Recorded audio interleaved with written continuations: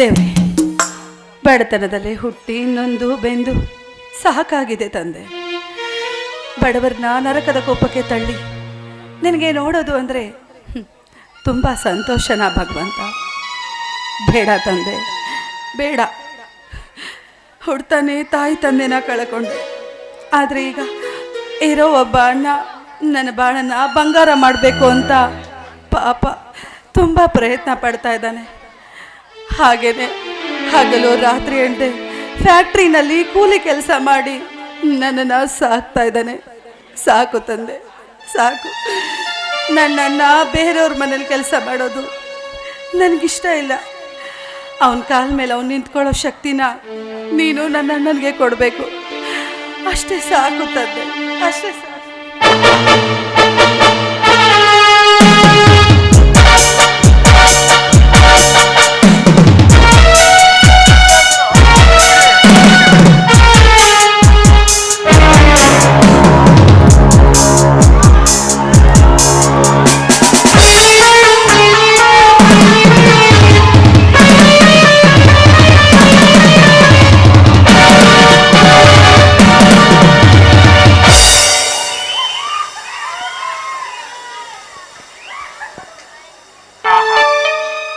ಮನೆ ಗುಡಿಸಲೇ ಆದರೂ ನೋಡಲು ಬಹಳ ಸುಂದರವಾಗಿದೆ. ನನ್ನ ಕಣ್ಣುಗಳನ್ನೇ ಕುಕ್ಕುತ್ತಿರುವುದು.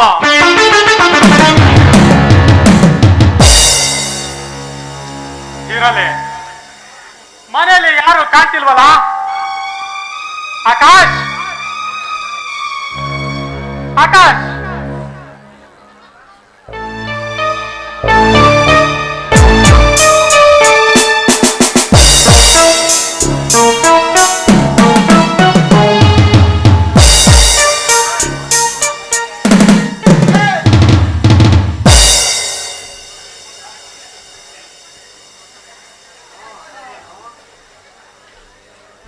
ನೀವಾ?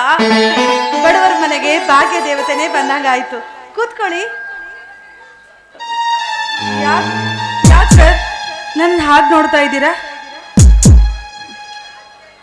ನಿಮ್ಮನ್ನೇ ಕೇಳ್ತಾ ಇರೋದು. ಯಾಕೆ ಹಾಗೆ ನೋಡ್ತಾ ಇದ್ದೀರಾ?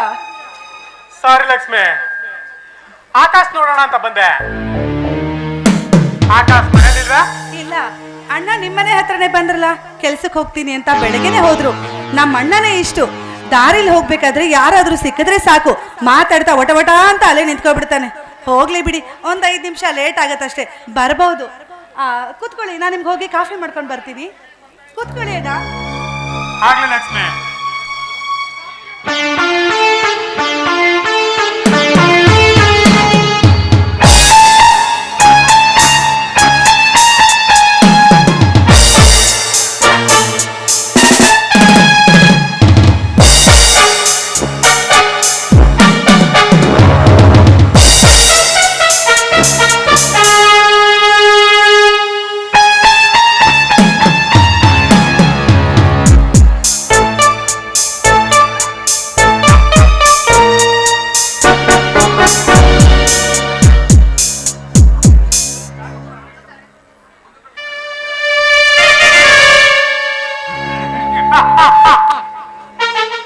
ದೇವ್ರೆ, ಗ್ರೇಟ್ ನೀನು.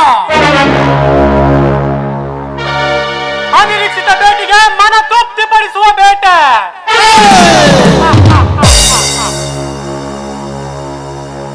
ಏನವಳ ರೂಪ ಲಾವಣ್ಯ, ಅವಳ ಬದುಕು ಅಂಶದ ನಡಿಗೆಯನ್ನು ನೋಡುತ್ತಿದ್ದರೆ ತಬ್ಬಿ ಮುದ್ದಾಡಬೇಕು ಅನಿಸುತ್ತಿದೆ.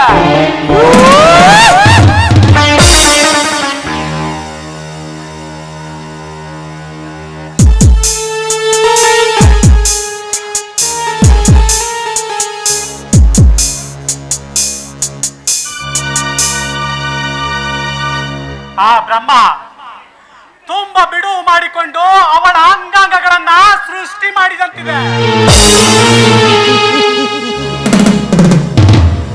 ರಂಬೆ, ಮೇನಕೆ, ಊರ್ವಶಿ, ತಿಲೋತ್ತಮೆಯರನ್ನು ನಾಚಿಸುವ ಇವಳ ಚೆಲುವಿನ ಸೀರೆಯನ್ನು ಕಂಡು ನನ್ನ ಮನ ಮರುಗುತ್ತಿದೆ.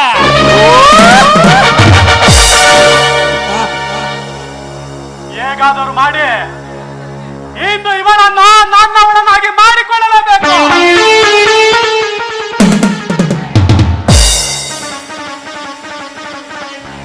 ಹಣವೆಂಬ ಅಸ್ತ್ರವನ್ನು ಹೂಡಿ ಆ ಅಸ್ತ್ರದಿಂದ ಇವಳನ್ನು ಬೇಟೆಯಾಡಿ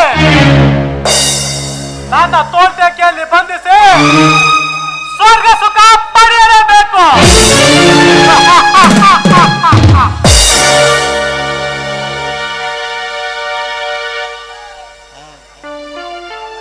ಮಹಾಲಕ್ಷ್ಮಿ,